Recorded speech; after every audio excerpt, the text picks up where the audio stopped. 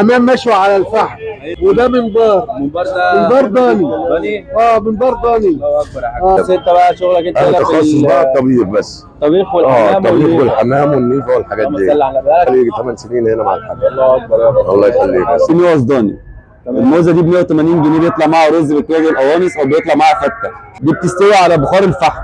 على البخار. على البخار. تقعد قد ايه؟ تقعد مثلا سوا مثلا بتاع 16 ساعه. بتبقى شبه المندي كده في بالظبط كده. بص عامله ازاي؟ اللهم صل على النبي. دي النيفه دي كده.